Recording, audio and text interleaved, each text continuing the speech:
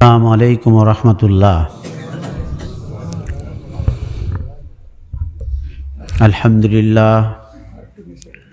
আলহামদুলিল্লাহ নাহমাদুহু ওয়া নাস্তাঈনুহু ওয়া নাস্তাগফিরুহু ওয়া নাউযু বিল্লাহি মিন শুরুরি আনফুসিনা ওয়া মিন সাইয়্যাতি আমালিনা মান ইয়াহদিহিল্লাহু ফালা মুদিল্লা লাহু ওয়া মান ইউদ্লিল ফালা হাদিয়া লাহু ওয়া নাশহাদু আন্না মুহাম্মাদান আবদুহু ওয়া রাসূলুহু। আউযু বিল্লাহি মিনাশ শাইতানির রাজীম। বিসমিল্লাহির রহমানির রহিম। ইয়া আইয়ুহাল্লাযীনা আমানুত্তাকুল্লাহা ওয়া কুনু মা'আস সাদিকিন। সাদাকাল্লাহুল আযীম ওয়া সাদাকা রাসূলুহুন নাবিয়্যুল কারীম।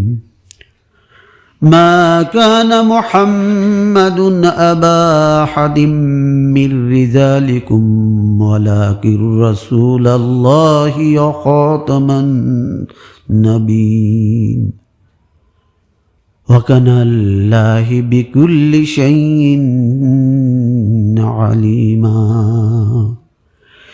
إن الله وملائكته يصلون على النبي يا أيها الذين آمنوا صلوا عليه وسلموا تسليما.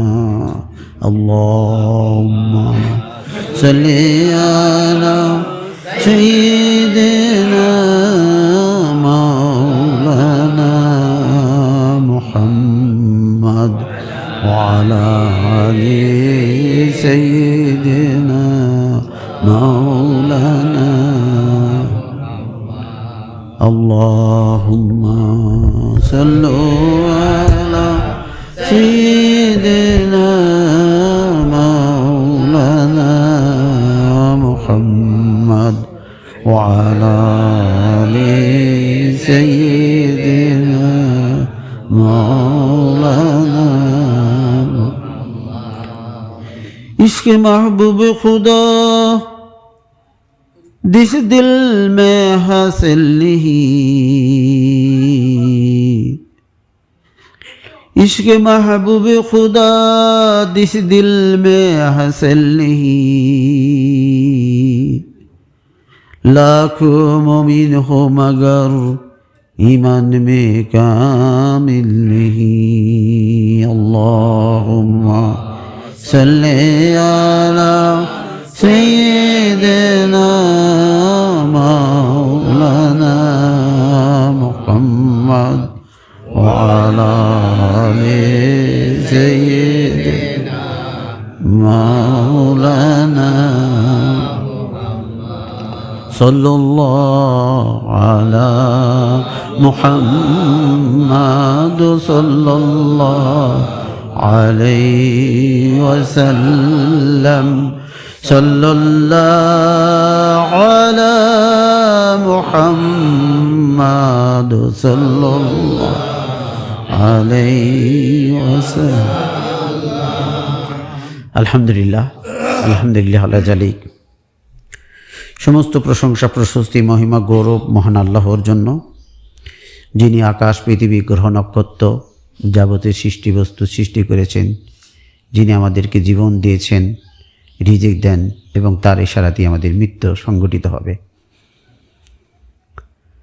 যিনি দয়া করে আমাদেরকে উত্তম একটি সময়ে উত্তম একটি স্থানে উত্তম একটি সমাবেশে সমবেত করেছেন আমাদেরকে। ওয়াসাব্বিহু বুকরাতা ওয়া আসিলা, তোমরা সকাল এবং সন্ধ্যায় আল্লাহর জিকিরে মগ্ন থাকো। এই সকাল এবং সন্ধ্যার তাফসিরে বহু ওলামা ফকিহগণ মনে করেন, কেউ মনে করেন মাগরিবের পর থেকে, এটার মধ্যে বংশ কম, বেশিরভাগ হচ্ছে যে আসর থেকে মাগরিব পর্যন্ত এটাকে সন্ধ্যা বলা হয়। তো এই সন্ধ্যা, আমরা এখন সন্ধ্যা, আর আল্লাহ তাআলার অশেষ দয়া যে আমাদের এই সময়ের যে একটা জিকির, উচ্চমানের জিকির, লা হাওলা ওয়ালা কুওয়াতা ইল্লা বিল্লাহ, আমাদের তরিকায় কিন্তু এই সময় আমাদের অন্তরে অন্তরে এই জিকিরটা বাজে, কি বলেন, তাই না? তো যে আল্লাহ রাব্বুল আলামিন দয়া করে আমাদেরকে এমন একটি সুন্দর সময়ে, সুন্দর একটি স্থান, সুন্দর স্থান মানে কি, পৃথিবীর মধ্যে সর্বশ্রেষ্ঠ স্থানই তো মসজিদ, এটি তো মসজিদ, সুন্দর একটি স্থানে আমাদেরকে সমবেত করেছেন, এটা আল্লাহ তাআলার দয়া। এর জন্য আমরা আল্লাহ শুকরগুজারি করি, বলি আলহামদুলিল্লাহ। এবং সকল প্রকার উৎকৃষ্ট দরুদ ও সালাম বর্ষিত হোক প্রিয় নবী মুহাম্মদ রাসূলুল্লাহ বলুন সাল্লাল্লাহু আলাইহি সাল্লাম, তৎসহ অন্যান্য নবী রাসূল, মুকররবিন ফেরেশতাবৃন্দ, আর সাহাবে কেরাম, তাবিঈন, বিভিন্ন তরিকার ওলিয়া আউলিয়া, গাউস কুতুব, যারা আল্লাহ পাকের সন্তুষ্টি অর্জনের সাধনায় লিপ্ত থাকতে থাকতে তাদের জীবনের হায়াতের শেষ নিঃশ্বাসটুকু শেষ করে আজ কবর জগতে শুয়ে আছে, এমন সব ব্যক্তিদ্বয় গণের প্রতি অনন্তকাল ধরে সকল প্রকার উৎকৃষ্ট দরুদ ও সালাম বর্ষিত হোক। আমরা বলি আমিন, আল্লাহুম্মা আমিন। আমরা আমাদের ধারাবাহিকতার যে নিয়ম, সেটা হলো যে আমরা প্রতি মাসে একটি মক্তুব থেকে আলোচনা করি। তো সেই হিসেবে আমাদের মাসিক মাহফিলের আমরা জুমা নামাজের পরে করি, কিন্তু বাৎসরিক মাহফিলের দিন আমরা আসরের নামাজের সময় করি, কারণ আসরিক নামাজের সময় করার ব্যাপারেও অনেকগুলো ওলি আল্লাহদের অনুসরণ করা হয়। বিশেষ করে বড় পীর সাহেব তার ফাতুর রাব্বানি কিতাবে দেখা যায় অনেক ওলি আল্লাহরা আসরের পরে সমাবেশ করতেন। আর এটা যেহেতু অনেক বরকতময় একটা টাইম, আমরা চাই যে সময়টাকে ধরে রাখা, তাই না? যে এই জন্য আমরা একটা ছোট মক্তব নিয়ে, সময় কম, এই জন্য ছোটো মক্তবটা সিলেক্ট করলাম এখন মনে মনে। একটা হলো যে 133 নম্বর মক্তব, প্রথম খণ্ডের। মুহাম্মদ আল ফিসানী রহমতুল্লাহ আলাইহি সাধারণত কাউকে এমনিও চিঠি দিয়েছেন, আবার কাউকে কোনো চিঠি দিয়েছেন সেই কারণে তার উত্তর দিয়েছেন। তো এটা মোল্লা মোহাম্মদ সিদ্দিকের নিকট একটি চিঠির উত্তর দিয়েছেন। তো উনি লিখলেন, বাহক মারফতে যে পত্র পাঠাইয়াছেন তা পৌঁছিয়াছে। যে পত্রটা মুহাম্মদ আল ফিসানী রহমতুল্লাহকে দিয়েছিলেন মোল্লা মোহাম্মদ সিদ্দিক, এটা যে তার হাতে পৌঁছেছে এটা জানান দিল এবং বলল যে উপদেশ দিচ্ছে অবসরকে যথেষ্ট মনে করা উচিত এবং সময়ের মূল্য জানা কর্তব্য। রীতিনীতির দ্বারা কোনো কার্য সিদ্ধ হয় না এবং বাহানা দ্বারা ক্ষতিগ্রস্ত বঞ্চিত হবে, এতে কিছুই উন্নতি হয় না। খুব মূল্যবান এত কথা। আমি সংক্ষিপ্তভাবে দেখি আল্লামা জিব্বা দ্বারা কী নিয়ে আসে ব্যাখ্যা। সত্য সংবাদদাতা হযরত নবী করিম সাল্লাল্লাহু আলাইহি ওয়াসাল্লাম ফরমাচ্ছেন, দীর্ঘ সূত্রগুলো ধ্বংস হইল, অর্থাৎ যাহারা বলে একটু পরই করিতেছি, কিছুদিন পর করব, তাহারা বরবাদ হয়ে গেল। নিশ্চিত জীবন অনিশ্চিত কার্যের জন্য ব্যয় করা এবং অনিশ্চিত জীবন নিশ্চিত বস্তু পরকালের জন্য রাখা অতি কদর্য কর্ম। উপস্থিত জীবন জরুরি কার্যে ব্যয় করা উচিত এবং পরবর্তী অনিশ্চিত জীবন পার্থিব শাশ্বত অর্জনের জন্য গচ্ছিত রাখা কর্তব্য। আল্লাহ পাক তাহার কিঞ্চিত প্রেম প্রদানে আমাদেরকে যেন অস্থির করিয়া রাখেন। একটা সুন্দর দোয়া বলে না, আমিন, আল্লাহ আমিন। আল্লাহ পাকের প্রেম যদি সামান্যও পাই তবু তো লাভবান আমরা, তাই না? আল্লাহ প্রেম, তাই উনি বলতেছেন যে কিঞ্চিত প্রেম, তাহার কিঞ্চিত প্রেম প্রদানে আমাদেরকে যেন অস্থির করিয়া রাখেন, যাহাতে অন্যের সহিত শান্তি লাভ হইতে মুক্তি পাই। আলোচনায় কোনো লাভ হয় না, কলব অন্তঃকরণের সুস্থতা আবশ্যক। মোহাম্মদ হোসেন বলতেছে আলোচনা না, কলবের অন্তঃকরণের সুস্থতার দরকার। মূল বস্তু চিন্তা করা উচিত এবং অনর্থক বস্তু হইতে বিমুখ হয়ে থাকা দরকার। একটা কবিতা আমি প্রায় বলি, আজকে এই বক্তব্যের মধ্যেও সেই কবিতাটা আছে। খোদায় প্রণয় হইতে যতই সুন্দর, যাহা হোক তাহা অতি নিকৃষ্টতর। খোদার প্রেম লাভ না হয়ে যদি অন্য কারো প্রেম লাভ হয়, মনে করেন যে আজকে এই মাহফিলে আসলে খোদার প্রেম পাওয়া যেত, এবং ইতিমধ্যে এমন এক ব্যক্তি আসছে যে তার প্রেম লাভ হবে যদি এখানে না আসি। তো মুদার পেছনে বলতেছে এরকম প্রেম অর্জনের চিন্তা করা এটা অতি নিকৃষ্টতর। কথা বুঝতে পারছেন? খোদার প্রেমের সাথে বড় কোনো প্রেম নাই, তাই না? তে আল্লাহর ভয় নেই, আখিরাতে চিন্তা নাই, সুতরাং যা ইচ্ছে তাই করতে থাকবো, এমন মানুষ তো আমরা হতে চাই না, কি বলেন, তাই না? আমাদের জীবনের কোনো জন্য আমরা এরকম মানুষ না হই, এরকম ব্যক্তি না হই যে আমাদের অন্তরে আল্লাহর ভয় থাকবে না, কি বলেন, তাই না? হযরত এই বক্তব্যের কয়েকটি কথা থেকে আমি আলোচনা করব। একটা হলো যে নিশ্চিত জীবন অনিশ্চিত কার্যের জন্য ব্যয় করা এবং অনিশ্চিত জীবন নিশ্চিত পরকালের জন্য রাখা অতি কদর্য। এই যে আমরা বেঁচে আছি, এই যে বেঁচে আছি এখন, কিন্তু আমরা কি গ্যারান্টিতে বলতে পারবো মাগরিবের নামাজ পড়তে পারবো? এটা কিন্তু অনিশ্চিত, তাই না? আর যদি আমরা ঈমানদার হই তাহলে বুঝবো যে খালাকাল মাউতাল হায়াত, মৃত্যুর পরে যে জীবন হয় ওটাই হলো জীবন। তো মৃত্যুর পরে যে জীবন ওটাই যদি জীবন হয়, তাহলে এই হায়াতটা, অনিশ্চিত এই জীবনটা, আমাদের বুদ্ধিমানের কাজ হলো যে নিশ্চিত জীবনের জন্য ব্যয় করা, নিশ্চিত জীবনের জন্য কিছু আয় করা, নিশ্চিত জীবনের নিশ্চিত বাড়িঘর বানানো।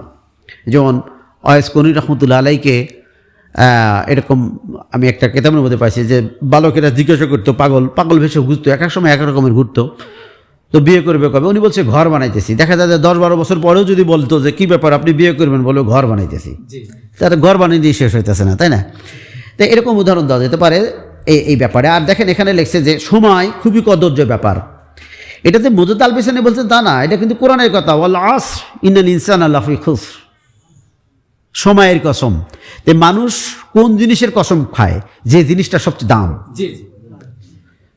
যখন কেউ কাউকে সন্দেহ করে, সে যদি সেই কাজটা না করে, সে তখন নিজের সন্তানের মাথা হাত দিয়েও বলে আমি কসম করে বলতেছি আমি এটা করি নাই, তাই না? যদি এই কসমগুলো যায় না, কিন্তু আমি বোঝানোর জন্য বলতেছি কথা। তো ঠিক আল্লাহ রাব্বুল আলামিন তার ভাষাতে সময় যে মূল্যবান, সে জানে যে সময়, মানুষের সম্পদই হলো সময়, মানুষের মূলধন হলো সময়। এই মূলধনের কসম দিয়েছে, মানে সবচেয়ে মূল্যবানের কসম দিয়েছে। তার মানে বুঝেছে যে সময়ের মূল্য বেশি আর কি। মানে আমি ঘড়ি দেখে দেখে কথা বেশি তুলতেও পারতেছি না, কথা আসলেও শেষ করে দিতেছি। তো এখানে লেখছে যে নিশ্চিত জীবন অনিশ্চিত কার্যের জন্য ব্যয় করা, এবং অনিশ্চিত জীবন নিশ্চিত বস্তু করে পরজনের না যদি ব্যয় না করে, এটা কোনো ভালো কাজ না। উপস্থিত জীবন জরুরি কাজে ব্যয় করা উচিত। এই উপস্থিত জীবন জরুরি আর হলো প্রয়োজন, এইটার একটা ব্যাখ্যা দিতে হবে আমার এখানে। একটা হলো জরুরত, একটা হলো প্রয়োজন। একটা মানুষ একটা বাড়ি করলে মল ত্যাগ করার জন্য কাপড়ের বেড়া অথবা ইটের বেড়া, টিনের বেড়া দিলেও চলা যায়, কিন্তু তারপরও মানুষ শখ করে সেখানে টাইলস করেও বেড়া করে মলমূত্র ত্যাগ করার জন্য। কিন্তু মানুষ কি মলমূত্র ত্যাগ করার জন্য একটা পায়খানা বানার জন্য বাড়ি করে, নাকি বাড়ির জন্য পায়খানা বানায়? কোনটা করে? বাড়ির জন্য পায়খানা তৈরি করে। তো এখানে কথা এটাই যে জরুরত একটা, আর একটা হলো প্রয়োজন বা উদ্দেশ্য। আমাদের জীবন আমাদের যেটা দিছে, এই জীবনকে আমরা যদি কোরআন হলো হুদালিন নাস, মানুষের পথ দেখার, অ্যাকচুয়ালি কোরআন ছাড়া কেউ হেদায়েত পাবে না। কোরআনটাকে খুব সুন্দর করে বুঝতে হবে, কোরআনটাকে খুব সুন্দর করে বুঝতে হবে। এই কোরআন বুঝতে গেলে যারা কোরআন বুঝেছে তাদের সোহবত অবলম্বন করতে হবে। এখন আমি আজকে যে একটা আয়াত পাঠ করেছি যে ঈমানদারগণ আল্লাহকে ভয় করো এবং সত্যবাদীদের সাথে থাকো, তাই বলছি না? তো এই আয়াতটা পাঠ করার উদ্দেশ্য হলো যে এটা আমাদের ওই জ্ঞান পেতে হলে যারা জ্ঞানী হয়ে গেছে তাদের কাছ থেকে তাদের সোহবতের মাধ্যমে একটা আমাদের আলাদা জ্ঞান হবে। প্র্যাকটিক্যাল একজন ডাক্তারই শেখার পরেও কিন্তু বেশ কিছুদিন সে আবার ডাক্তারদের সাথে থাকে, তারপরে তাকে ডাক্তারি ওষুধ লেখার অনুমতি দেওয়া হয়, তাই না?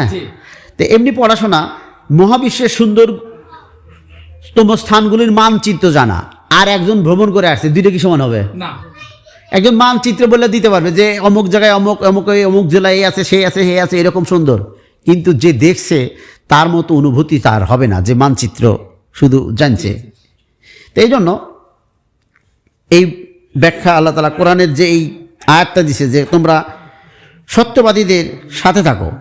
যারা সত্যবাদী কারা? যারা আল্লাহকে পরিপূর্ণরূপে মানতে পারে, আল্লাহকে মানার জন্য যে জ্ঞান দরকার সেটা যাদের আছে তারাই হচ্ছে সত্যবাদী। তো আমরা যে এখানে আসি, আমাদের এই মাহফিলের একটা উদ্দেশ্য আছে। সব কামাই তো আসি, কিন্তু আমাদের মাহফিলের আর একটা উদ্দেশ্য হলো সোহবত অবলম্বন করা, তাই না বলেন?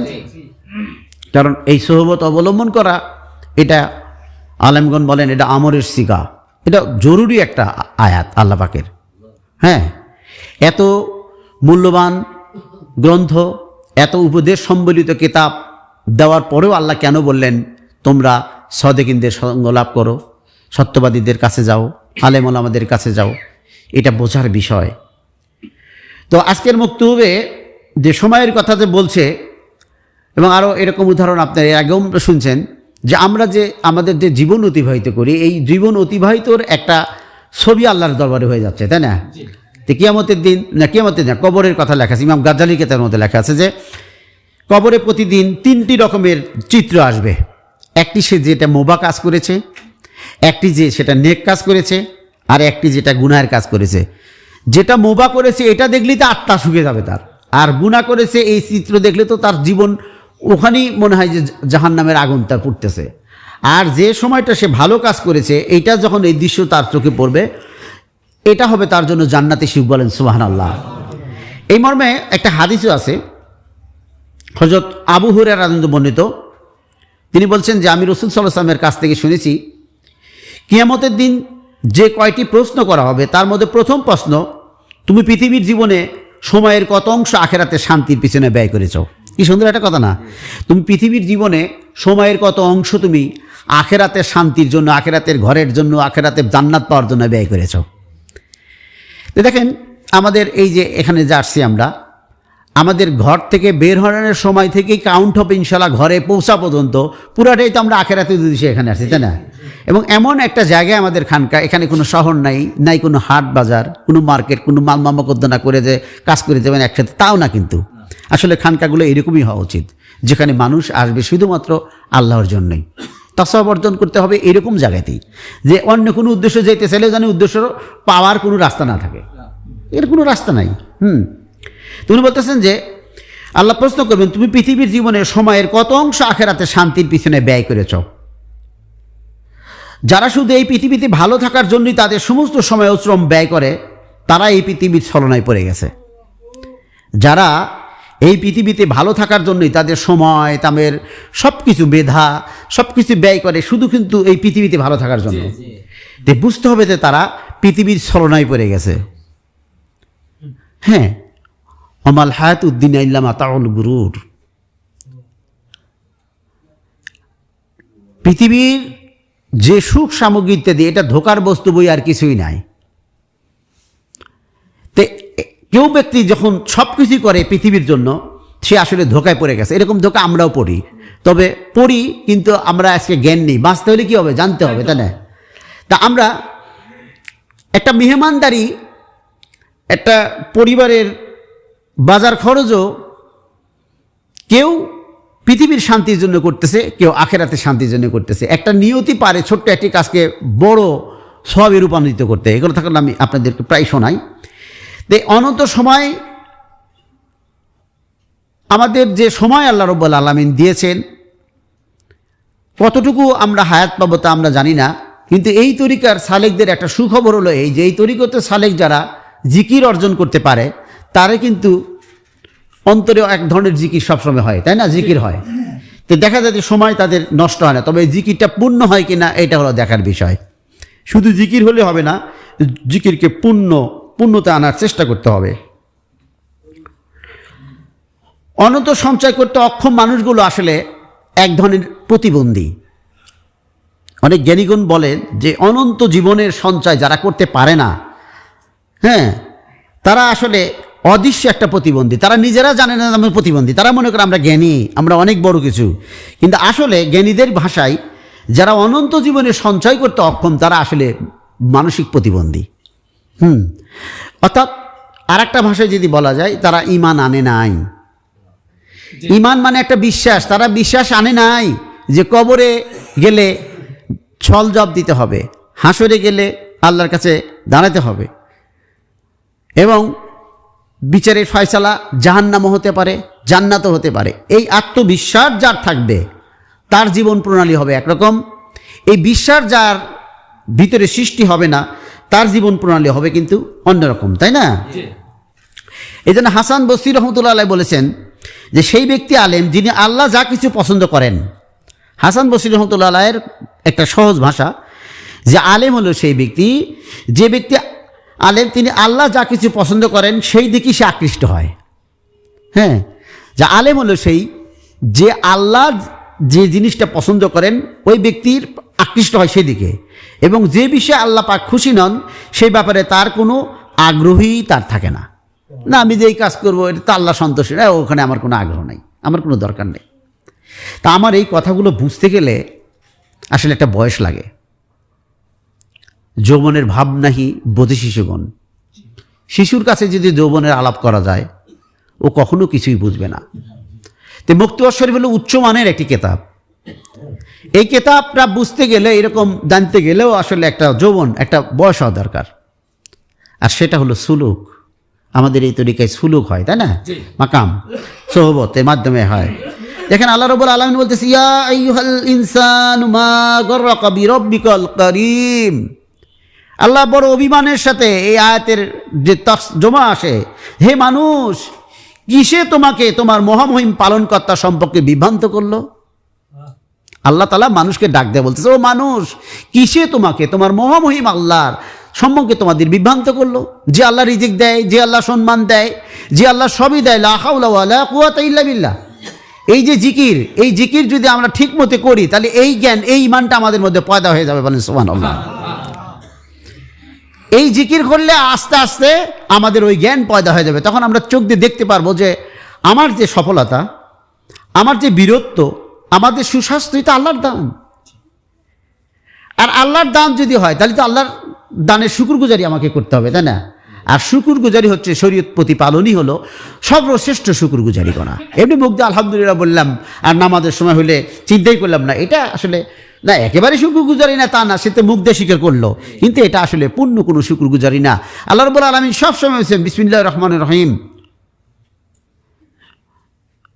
যে একটা আয়াত আছে, আমার এখন খেয়াল আসতেছে না, যে অর্থাৎ তোমরা পরিপূর্ণরূপ ইসলামে দাখিল হও। আমি প্রায় বলি, এখানে মনে আসতেছে না, ঘড়ির দিকে তাকে আমার সব এলোজেলো যে কী বোঝাবো আপনাদের। তো ওয়াদখুলু ফি সিলমি কাফা। হ্যাঁ হ্যাঁ, তোমরা পরিরূপে ইসলামে দাখিল হও। তো বিশ্বাস যদি করো তাহলে পূর্ণরূপেই বিশ্বাস করতে হবে। এমনি এমনি বিশ্বাস, অধবিশ্বাসের কোনো দাম নাই। তো এই যারা পুরা বিশ্বাস থাকবে যাদের, তারা কি করবে? হাজারো কাজের অজুহাত ছেড়ে, শত বাধা ব্যস্ততার ভিড় ঠেলে, হাজারো কাজের অজুহাত ছেড়ে, শত বাধা কাজের ভিড় ঠেলে, শত প্রয়োজনীয়তার তালিকায় 1 নম্বরে রাখবে তারা আল্লাহ পাকের সন্তুষ্টি। বলেন সুবহানাল্লাহ। কেন? তারা জানে যে আমার প্রতিটি মুহূর্তের জবাবদিহিতা করতে হবে। এখানে একটা কঠিন কবিতা বলতে হয় মুজাদ্দিদ আল-বিস্তানের। এগুলো কথা তো আসলে মুক্তবাদ ছাড়া অন্য কোথাও নাই। সাধারণ মানুষ মুক্তবাদ না পড়লে ইলমের গভীরতায় বা ইমানের গভীরতায় যেতেই পারবে না। এটা কথা আছে, সোয়াদের কাছে যাব কি উপায় করি, গিরি গহ্বর খাদ আছে সারা পথ ধরি। এই কথার মানেটা কি? এই কথার মানে যে আমরা জীবন চলতে, পৃথিবীটা হচ্ছে মানুষের জন্য পরীক্ষাগার। আমি তো ভালোই চাই আমি জামাতের সাথে নামাজ পড়বো, ইতিমধ্যে আমার বিয়ে এমন টাইম আসলো, এই কোনোদিন আসে না, 10 বছর পরে আজকেই প্রথম আসছে। এখন আমি কি করে তাকে উদুর পানির ঘরে বসতে না দিয়ে আমি জামাতে যাই? সোয়াদের কাছে যাব কি উপায় করি, গিরি গহ্বর খাত আছে সারা পথ ধরি। গিরি গহ্বর বোঝেন? উঁচা দোপা, আমার তো ঠ্যাং নোংরা, আমি তো অত চলত সক্ষম মানুষ নয়। এই জন্য আল্লাহর সাহায্য ছাড়া হবে না। আর আল্লাহর সাহায্য আসবে কুনু মাআস সাদিকিন, সত্যিকারের সাদিকিন যারা, তাদের কাছে গেলে আপনি হেদায়েত পেয়ে যাবেন। তারা আপনাকে জান্নাতে সার্টিফিকেট দিবে তা নয়, কিন্তু তাদের মাধ্যমে আপনার যে ঈমান তৈরি হবে, এটা দ্বারা আপনি জান্নাতের উপযোগী হতে পারবেন। বলেন সুবহানাল্লাহ। তে আমাদের এই তরিকা হলো সিলসিলাতুল জাহাব বা সোনালী ধারা। আমাদের এই তরিকা কি? সিলসিলাতুল জাহাব বা সোনালী ধারা। মুতালবিসানি বলছেন ইয়া অবিকল সাহাবা কেরামের তরিকা, বলেন সুবহানাল্লাহ। সাহাবে কেরামদের কি উদ্দেশ্য ছিল? সাহাবে কেরামরা যেদিন বুঝতে পারছেন নবী পাক সাল্লাল্লাহু আলাইহি ওয়াসাল্লামের মাধ্যমে এই জীবন শেষ মানে শেষ নয়, অনন্ত জীবন শুরু হয় এই জীবনের মৃত্যুর মাধ্যমেই, এই বুঝটা আসার পরে তারা পরবর্তী জীবনের শান্তি পাওয়ার জন্য তারা কি না করেছে তাদের জীবনই জানতে হবে। এই জন্য আমরা শুধু গাঁজাখোর অলি আল্লাহদের কেসা জানলে সঠিক হেদায়েত বা সঠিক মুজাদের তরিকা পাবেন না। আমাদেরকে সাহাবে কেরামদের জীবন জানতে হবে, সাহাবে কেরামরা কীভাবে কি করতেন। তো এই যে গিরিগহ্বর পথ, মনে করেন আমি অভাবী মানুষ, আমি তো চাই না যে আমি অসৎ পথ অবলম্বন করি, কিন্তু আমি যে অভাব থেকে উঠতে পারতেছি না, এখন যে আমার পেটের খোদাইতে দিতে দিই, আমি তো অনেক পড়ে গেছি, কিন্তু এটা তো ছিল তোমার আল্লাহর পরীক্ষা। তুমি যদি লা হাওলা ওয়ালা কুওয়াতা ইল্লা বিশ্বাস করো সব আল্লাহ, তুমি কষ্টে থাকো আর আল্লাহকে বলো যে আল্লাহ আমাকে এখান থেকে উদ্ধার করেন, নইলে তো আমার ইমান নষ্ট করেন না, হ্যাঁ উদ্ধার করেন, দেখবেন যে আল্লাহ পথ দিয়ে দেবে। আসলে সময়ের কমের জন্য ওইভাবে উদাহরণ দিতে পারতেছি না, তো আল্লাহর কাছে দোয়া করি আমি যা বুঝাতে চাচ্ছি এটা যেন অটবুঝ আপনাদের মধ্যে আমাদের মধ্যে আসে দেয়, বলে না আমিন, আল্লাহ আমিন। তাই ফেরারি জীবন ছেড়ে আত্মসমর্পণ করতে হবে আল্লাহর কাছে আমাদের। ফেরারি জীবন, এই যে ফেরারি জীবন কাক বলে? যারা এই পৃথিবীতে এসে পৃথিবীর ছলনায় পড়ে গেছে, এই বাড়ি গাড়ি করা, এই ভালো থাকা, তারা আসলে ভালো থাকতে পারবে না। ভালো থাকার লাইন নাই, ভালো বোঝা যায় না, বাইরে থেকে শুধু ভালো বোঝা যায়। আমাদের নিজস্ব ব্যক্তিত্বই তো নাই, আমাদের নিজস্ব চোখই নাই, আমাদের নিজেকে নিজে চিনি না। মান আরাফা নাফসাহ ফাকাদ আরাফা রাব্বাহ, নিজেকে নিজে চেনার কথা বলা হয়েছে। আমরা কি চিনছি? আমাদের নিজস্ব চয়েসই নাই। দেখেন আজকাল অনেক ছেলেপেলেরা সেরা ফুল প্যান্ট আমাদের দিকে হাসিয়ে পায়, সরাসরি চামড়া দেখা যায়, এগুলোকে ফ্যাশন করে নিয়ে যে ফ্যাশন না কোন, মানে সবাই ওটা পছন্দ করে, তাই মনে করে এটা পরাই আমার ভালো, এটা না কিনে দিলে বাপ মায়ের সাথে মন খারাপই। নিজস্ব ব্যক্তিত্ব আছে আমাদের, যে আমাদের চামড়াটা দেখা যাইতেছে।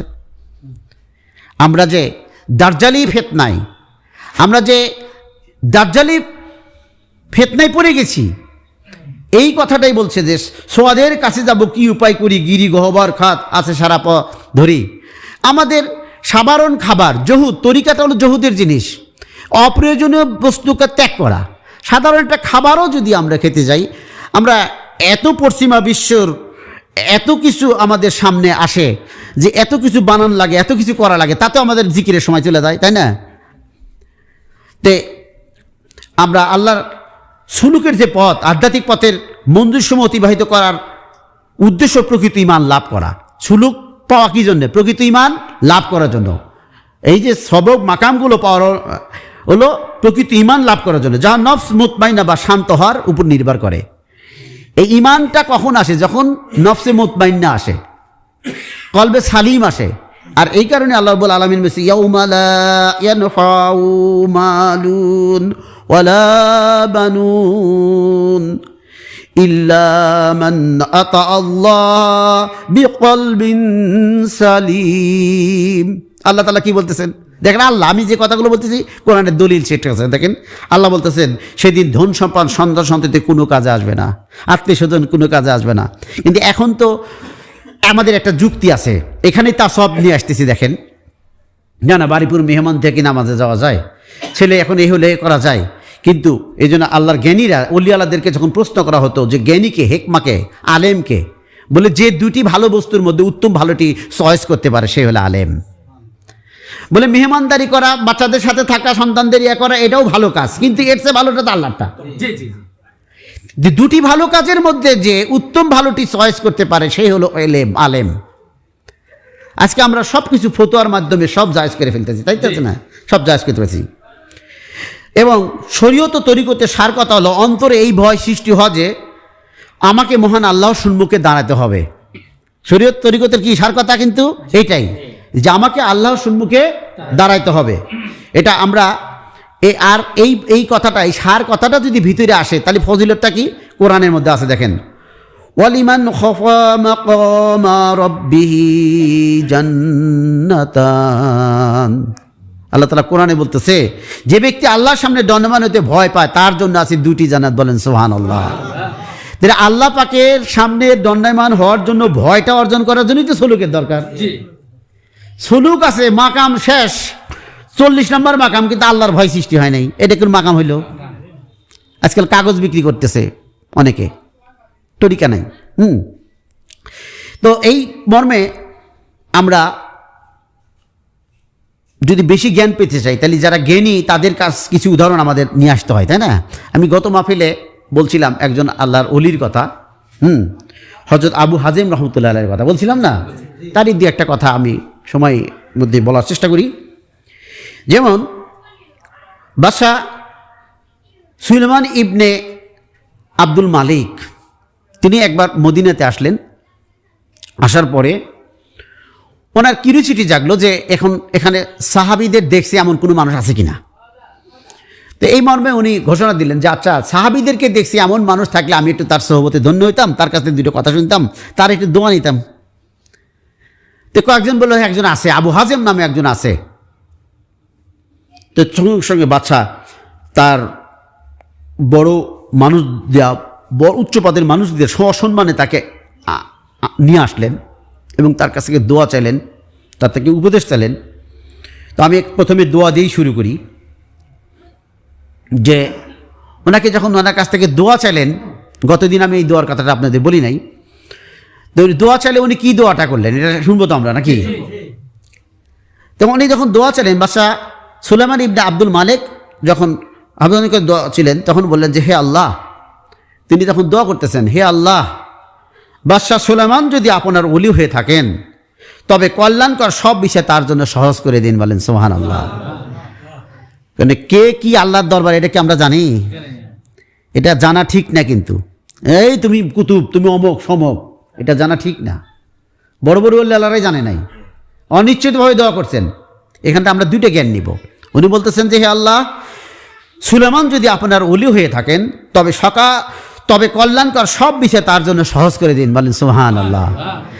যদি ওলি হয় তাহলে আপনার কল্যাণকর কাজগুলো, কল্যাণকর জিকির করা কল্যাণকর, তাহাজ্জুদ পড়া কল্যাণকর, কোরআন পড়া কল্যাণকর, ভালো ভালো কাজ করা কল্যাণকর, তাই না? এগুলোকে বলা হয় কল্যাণকর কাজ। এই কাজগুলো করা তার জন্য সহজ করে দিন। কত বড় দোয়া না?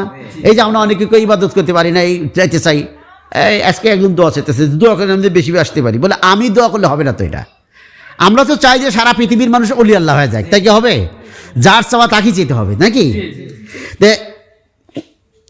আবু হাজেম রহমতুল্লাহ বলতেছেন যে হে আল্লাহ, সুলাইমান যদি আপনার ওলি হয়ে থাকেন তবে কল্যাণকর সব বিষয় তার জন্য সহজ করে দিন।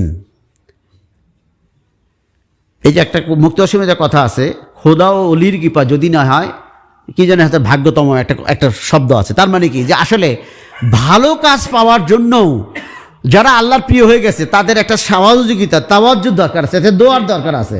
হ্যাঁ, আর ইনি দোয়া করলেন যে যদি সে আপনার ওলি হয়ে থাকে তাহলে তার জন্য কল্যাণকর কাজগুলো সহজ করে দিন। আর যদি তিনি আপনার শত্রু হয়ে থাকেন, একটা শুনেন না আর একটা শোনেন। শত্রু মানে কি? যে ইমানদার না সেই তো আল্লাহ শত্রু। আর যদি সে আল্লাহর আপনার শত্রু হয়ে থাকেন তাহলে তার মাথার চুল ধরে ভালো কাজের দিকে নিয়ে আসুন। বলেন আমিন আল্লাহ। আমরা তো এটা চাই, কি বলেন তাই না? যদি সে ভালো না হয়ে থাকে, তাহলে যদি সত্যি হয়ে থাকে তাহলে তার মাথার চুল ধরে তাকে ভালো কাজের দিকে নিয়ে আসুন। আমরা তো এটা চাই নাকি? আল্লাহ আমাদের হেদায়েত করুন, চিল দেয়। পুণ্য ব্যক্তিদের কথা এবং দোয়াগুলো কত পূর্ণতা দেখছেন? আমি সংক্ষিপ্ত করে বলি, আমি প্রায় দেখি মানুষকে দান খরচ করলে খালি হায়াত আর ধন সম্পদ বাড়ায় দাও এটা বলে। আমি তো বেশ কিছুদিন ঢাকায় থেকেছি। তো একদিন একটা মানুষকে আলেমি মনে হইলো, কিন্তু সেও টাকা চাইলো, আমি তারও কিছু দিলাম। তো আমাকে যখন ওই দোয়া করলাম, না আমাকে ওই দোয়া করবেন না, আপনি আমাকে দোয়া করেন, আমি যেন ইমান নিয়ে কবরে যেতে পারি। কিন্তু আমার তো লেবাস দেওয়া তো শায়েগি মনে হয়। সেই মানুষ এই কথা কইতেছে, ওটা থ মেরে গেল লোকটা। টাকা ঠিক নিল কিন্তু থ মেরে গেল। পরে আমি যখন আবদুল্লাপুর নামছি, আমার পিছিয়ে নামছে, ও আমার পিছনে টান দিচ্ছে। আমি তো ঢাকা থেকে, আমি একটা প্রস্তুতি নিয়েছি, ঢাকায় থাকি অনেকদিন, আমার তো একটা চালাক আছে কিছু, আর ওই ঢাকাতেও পরিচিত।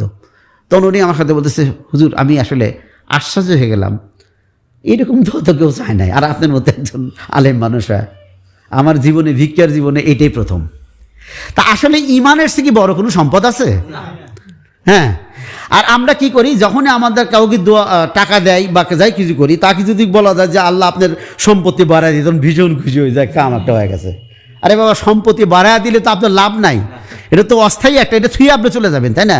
তাহলে ইমান পাওয়ার দোয়াই তো বড় দোয়া, তাই না?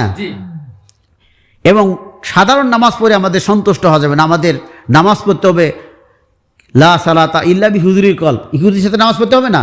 তো হুজুরের কলবের সাথে নামাজ পড়তে হলে আমাদের জিকির করতে হবে। কারণ কি বলা হয়েছে যে আকিমুস সালাতি লিযিকরি, আমাকে স্মরণ করার জন্য নামাজ। তো যার নামাজের বাইরে অন্য সময়ে যার আল্লাহর জিকির থাকবে তার তো নামাজ পড়া সহজ হবে না, নামাজের মধ্যে জিকির থাকা তার সহজ হবে না। তো এই বাদশাহ যখন কি করে, এই ইবনে হাজেম রহমতুল্লাহ আলাই যখন ওনাকে এই দোয়া করলেন এবং কিছু উপদেশ দিলেন, উপদেশের মধ্যে কিছু উপদেশ তো আপনাদেরকে আর একদিন শোনাই দিছিলাম, এই জন্য এখন ওটা বলতে চাই না, এখন আর একটা কথা যেটা শোনা নেই সেটা বলতে চাই।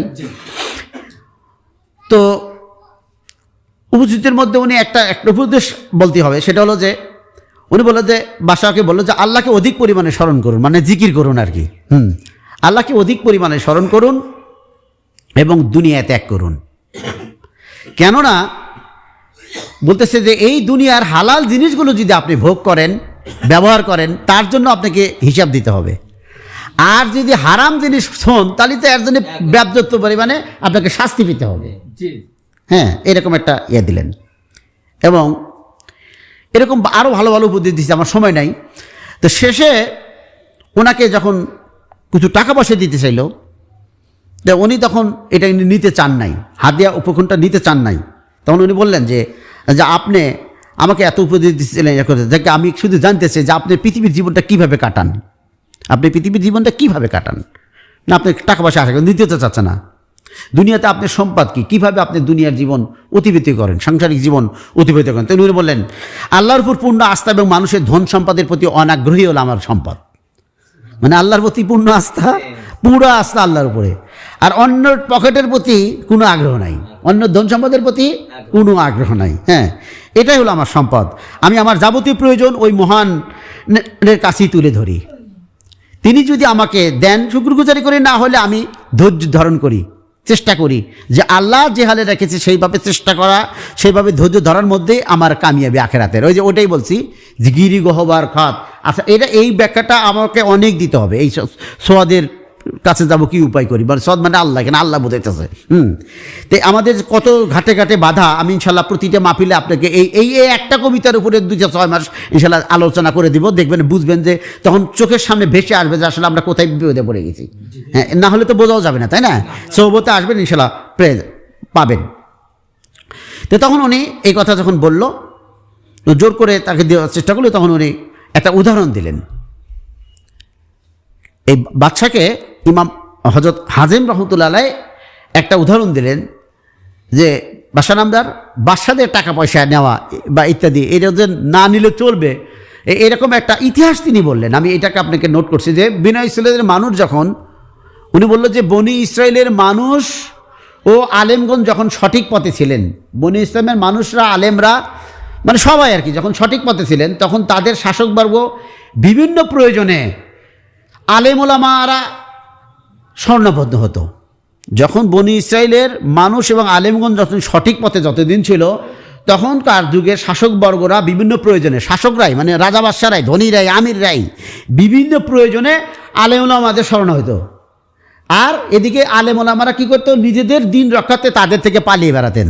কথা বুঝছেন? এরা আলেমের কাছে যেত আর ওনারা কী করতো, পালিয়ে বেড়াতেন নিজেদের দিন রক্ষাতে। কারণ আলেমের সাথে কথা করতে গেলে সময় নষ্ট, বদিগিরিতে ক্ষতি হবে। এবং এদের তো চাহিদায় দুনিয়া, যাদের মধ্যে যত দুনিয়া, সে তো দুনিয়ার কথাই বলবে। হ্যাঁ, অথবা কতিপয় উনি বলতে একটা ইতিহাস বললেন যে অতঃপর কতিপয় কিছু নীতি শ্রেণীর মানুষ লোক যখন এই দৃশ্য দেখলো যে আলেম ওলামাদের রাজা বাদশারা সম্মান করে, এত দাম দেয়, পয়সা দেয়, উপঢৌকন দেয়, তখন শাসকবর্গের নৈকট্য অর্জনের আশায় তারাও জ্ঞান অর্জনের আগ্রহ প্রকাশ শুরু করলো। এরপরে দেখলো যে আমাদের সলফল পড়বে, আমরাও পড়াশোনা করি, পড়াশোনা করতে রাজারা ভালোবাসে। হ্যাঁ হ্যাঁ, তারাও আগ্রহ প্রকাশ হলো এবং জ্ঞান শিখে শাসকবর্গের কাছে তারা ঘেঁষতে আরম্ভ করলো। এবং তাদের জ্ঞান শেখার উদ্দেশ্যটাই যেতে ছিল যে শাসকবর্গের যত তো কী পরিমাণ জ্ঞান হলো, কীভাবে শোনালে উপকটকম পাওয়া যায়, এটাই তো করা স্বাভাবিক। হ্যাঁ, আলেমরাও তখন জ্ঞান শেষে শাসকবর্গের কাছে ঘেঁষতে আরম্ভ করলো। ফলে একসময় শাসকেরা আলেম ওলামাদের থেকে অমুখাপেক্ষী হয়ে গেল এবং অন্যায় অশ্লীল কর্মে মনোনিবেশ করলো, বলে নাউজুবিল্লাহ। হ্যাঁ, এভাবেই তাদের অধিপতন ও ধ্বংস নেমে আসলো। উনি বুঝতে চাচ্ছেন যে আলেম ওলামারা যদি রাজা বাদশার কাছে, এর আগে আরেকটা কথা ছিল, কারণ উনি একটা প্রস্তাব দিয়েছিল যে হাফিজ রহমতুল্লাহকে, রাজনবর্গরা সবাই প্রস্তাব দিল যে আপনার যেহেতু কোনো কিছু নাই, তাহলে আপনি আমাদের সাথে থাকেন, আমাদের সাথে থাকলে একদিকে আপনার পার্থিব এগুলো খাওয়া দাওয়ার কোনো চিন্তা করা লাগবে না, পাশাপাশি আমরা উপকৃত হব। আমরা উপকৃত হব, এটা কিন্তু একটা সুন্দর কথা।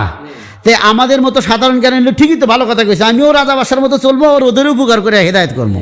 কিন্তু তাসাউফ অর্জন, যেটা তাসাউফের যে কাজ, তাসাউফ অর্জনের চিন্তা, এটা হচ্ছে শৌখিন তৃষ্ণা।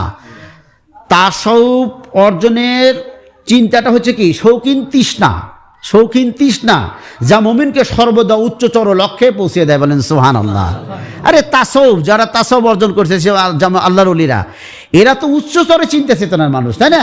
হ্যাঁ, তো এই উচ্চতর চিন্তা না করলে আপনি মুমিনকে সর্বদা উচ্চতর লক্ষ্য অর্জনে সচেষ্ট থাকতে হয় যারা এটা করে। এই জন্য বলেছে মোজাল্লেম বলছেন যে উচ্চ লক্ষ্যধারী লোকদেরকে আল্লাহ ভালোবাসেন, উচ্চ মনোবৃত্তিধারী লোকদেরকে কি বলেন? আল্লাহ ভালোবাসেন। এই জন্য আমাদের এরকম চিন্তা করা যাবে না যে আমরা তরিকা নিছি, যাই কোনো রকম করে পীরের পাবু ধরে জান্নাতে যেতে পারলি হইল। এই লোকগুলো নিশ্চিন্তে ঠকসা দেবেন। আর যদি মনে করেন যে যাক বায়াত যেহেতু হয়েছি, আল্লাহর ওলি আল্লাহ হয়ে যান, পৃথিবী থেকে যেতে পারে, আল্লাহ যদি বানায় দেয় কত পাপি, কত জেনাকার, কত ঘুষখোর, সুদখোর। হ্যাঁ, ওই যে কি জানি একজন আল্লাহ আছে, সে তো পুরা সুদ খাইছে আগে, বাশার হফি রহমতুল্লাহ, পুরা সুদ করছিল। তো সুদের সে তো আর বড় পাপ নাই, এরপরে যদি অলি আল্লাহ হতে পারে। তা আমরা যদি এরকম মনে করতে পারি যে আমরাও তো আল্লাহ যেহেতু তরিকা নিছি, এই তরিকার মধ্যে থেকে আল্লাহ আমাদেরকে এমন একটা পথ দিক বা জ্ঞান দিক, হেদায়েত দিক, আমাদের ফয়েজ দিক, যাতে আমরা অলি আল্লাহ হতে পারি। এইরকম চিন্তা যারা করতে পারবেন তারা হয়তো মোটামুটি সাধারণ একটা, আপনি যদি নাও পারেন তাও সাধারণ ইমান নিয়ে কী করতে পারবেন? কবরে যেতে পারবেন। সুবহানাল্লাহ। আর যদি কোন থেকে পীরের নৌকায় উঠছি, পীর যে সুন্দর মানুষ, জান্নাতে তো আমরা চলেই যেতেছি, তা আপনি পীরের কাছে নিজেই থাকতে পারবেন না। এটা লেখা আছে কিতাবের মধ্যে। ইয়া এমন একটা তরিকা, এই তরিকা আজীবন বদবকত যারা তরিকায় দাখিল হতেই পারবে না, যদিও দাখিল হয় তারা তরিকায় টিকেই থাকতে পারবে না। আপনি টিকেই থাকতে পারবেন না। আপনার চোখে ওই পীরের এমন একটা দৃশ্য, এমন একটা ব্যাপার স্যাপার ধরা পড়বো, মাথার মধ্যে শয়তান দূরে দিব, আপনি না মনে করছিলাম ভালো, কিন্তু ভালো, তার মানে আপনি নিজের রিস্তা নিজেই ছেড়ে দিচ্ছেন। কারণ হলো আপনি নিয়তটাই খারাপ। এইখানে বায়াত হতে হবে জান্নাতে যাওয়ার জন্য না। জান্নাত দেওয়ার মালিক একমাত্র আল্লাহ, যার যার যোগ্যতা দিয়েই জান্নাত দিবে, এবং সুপারিশ করবে রাসূল সাল্লাল্লাহু আলাইহি ওয়াসাল্লাম, তাই না?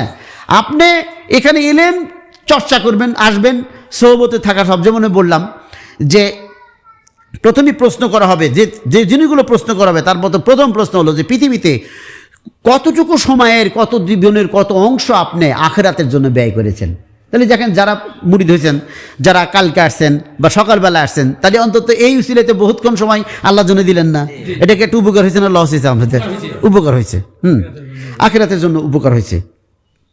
তো এই জন্য সোয়াদের কাছে যাব কি উপায় করি, গিরি গহ্বর খাত আছে সারা পথ ধরি, যে কবিতাটা বলছি, এই গিরি গহ্বর পথের ব্যাখ্যা এত সহজে দেওয়া কঠিন।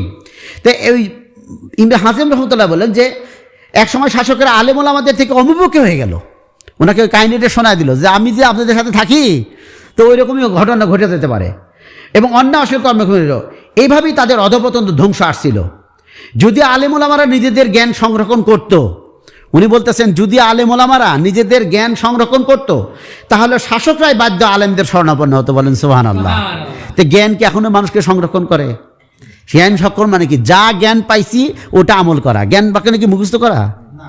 জ্ঞান মানে তো মুখস্থ করা না, হাদিস মুখস্থ করা। আরও ইবনে আব্বাস রাদিয়াল্লাহু আনহু বর্ণিত, তিনি বলছেন যে অধিক হাদিস জানা, মুখস্থ বলা, এটা আলেম না।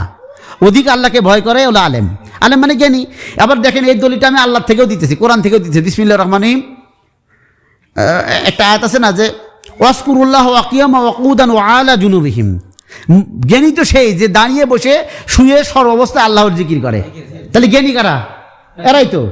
যারা সর্বাবস্থায় জিকির করবে, তারা সর্ব অবস্থায়, এমন একটা সময় বিয়ে আসছে, এখন জামাত ছুটে যাবে, কিন্তু হলে কি 12 বছর পরে আসছে, তখনই সচ করে মনে হয় আল্লাহ সে বিয়েই বড় হয় নাকি, দেখ চলে গেলাম। থাকেন বিয়ে, আপনি আসলে পারলে আমার সাথে আসেন, নাহলে আমি গেলাম। এটা একটা সাধারণ উদাহরণ, খালি বিয়েই না, আরও অনেক কিছুই আছে আমাদের সময় নষ্ট করে পৃথিবীতে যে কাজগুলো, এইগুলো হলো গিরি গহ্বর পথ। আমাদের অনেক আছে সময় সন্ত্রাসী, যারা এত কথা বলে, যাদের কাছে ওদের মন জোগাতে গেলে, ওদের আত্মীয়তা রক্ষা করতে গেলে নিজে জিকির কামাই। এগুলা গিরি গহ্বর পথ, এগুলা গিরি গহ্বর পথ। এমন লোক আছে আপনি নিজে গীবত করেন না, কিন্তু আপনার কাছে এসে গীবত ঢেলে দিচ্ছে। তো গীবত শোনা এবং গীবত বলা তো সমানই পাপী, সমান পাবি না? এই যে গিরি হবার পথ, এরকম হাজারো গিরি হবার পথ বোঝাল পাচ্ছি। এই ব্যাখ্যাতে একমাত্র মুক্তি ও শরীর মধ্যে পাওয়া যায়। হ্যাঁ, যে আল্লাহর কাছে যেতে গেলে আমাদের আত্মশুদ্ধি যে প্রয়োজন, এই শিক্ষা দেয় আমাদের এখানে। দেখ সময় নাই, ব্যাখ্যা অনেক ছিল মনের মধ্যে, আমার নোট করাও ছিল, ভালো ভালো চমক চমক কথা ছিল আমাদের, কিন্তু সময় নাই যেহেতু মাগরিবের আগে অনেকে খেয়ে নিতে পারেন। আমাদের এখানে মানুষের সাথে কোনো সম্পর্ক নাই, আমরা তো আল্লাহকে শোনানোর জন্য কাজ করতেছি, তাই না? আল্লাহর কাছ থেকে ফায়দা নেওয়ার জন্য কাজ করতেছি। যেমন এখানে অল্প কয়েকজন মানুষ আমি মাহফিল শুরু করে দিয়েছি, ঠিক মাগরিবের পরেও এবার আমি বক্তা কম নিয়ে এসেছি যাতে অল্প রাত্রে আপনাদেরকে অন্য বারের চেয়ে ইনশাল্লাহ 2-1 ঘন্টা আগে পাঠানোর চেষ্টা করব। তো এই জন্য বলতেছি যে আপনারা সময় নষ্ট করবেন না, এখন হয়তো খাওয়া দাওয়া করে নেবেন, মাগরিবের পরে আবার বসবেন, মাগরিবের পরে এশাটা যত টাইমে করব, এর মধ্যে হয়তো কোরআন তেলাওয়াত বা অন্যান্য সাধারণ মানুষ। এরপর আমাদের যিনি বক্তা আসছে 2 জন, একজন হলো নানুপুর মাদ্রাসার, উনি আগে গতবার বলছিলাম মুদারিসিন শিক্ষক, এবার আবার উনি লিখে দিয়েছে সাবেক। তার মানে কি উনি অলরেডি চাকরি দিতেছে রে, উনি দেখতেছে দিন প্রসারের জন্য আমার এটা যেহেতু বিঘ্ন ঘটতেছে। কাজ ভালো কিন্তু উত্তমটা বেছে নিচ্ছে সে, তাই না? কাজ ভালো কিন্তু উত্তমটা বেছে নিচ্ছে, চাকরি দিচ্ছে আপাতত রে। তো এই জন্য এবার লিখছি আমি, এবার আমরা কি ঘোষণা দিচ্ছি, সাবেক মুদারিসিন, তাই না, সাবেক শিক্ষক। তো উনি ইনশাআল্লাহ তাআলা ইতিমধ্যে চলে আসছে, উনি আপনাদেরকে খুবই ভালোবাসে। আমি ওখানে গেছিলাম, উনি খুব সুন্দর আমাদেরকে আপনাদের গল্প করছে, আমাদের মেহমানদারি করছে, থাকছে, আরও যেতে বলে এবার আসছে। এবং আমাদের আব্বা হুজুরের একজন খলিফা, উনি জানেন আপনারা আমাদের সকলের প্রিয় লালমনিরহাটের মাওলানা মোহাম্মদ সিরাজুল ইসলাম সাহেব, উনিও চলে আসছে। অতএব আমরা ওনাদের দিয়ে এই কয়েক মিনিটের মধ্যে আবার আজান দিয়ে দিব, কথা শুনে মজা পাবো না, তাই না? ইতিমধ্যে আরও খাওয়ারও প্রয়োজন পড়তে পারে, এই জন্য আমরা মাগরিবের পরে হয়তো বিরতি দিবনি অন্য ইয়ের জন্য। আর তো অবশ্য লোক বেশি দেখতেছি না, কারণ আপনারা তো জানেন যে আমরা এমনও মাহফিল দেখছি যে আসরের সময় তো মাঠ ভরে গেছে, তাই না? ধীরে ধীরে মানুষ আসতেছে না। না আসার কারণ হলো কি? না আসার কারণ আর কিছুই না, কিয়ামত যত নিকটবর্তী হচ্ছে মানুষ তত দুনিয়ামুখী হচ্ছে, আখিরাত থেকে বিরত যাচ্ছে। এই জন্য একটা গবেষণায় বলা হয়েছে যে পৃথিবীতে কোন সংখ্যা বেশি, কাদের সংখ্যা বেশি, মুসলমান, হিন্দু, না বৌদ্ধ, না খ্রিস্টান? তো একজন বিজ্ঞ জ্ঞানী বলছে না, পৃথিবীতে সবচাইতে ধর্মহীনদের সংখ্যা বেশি।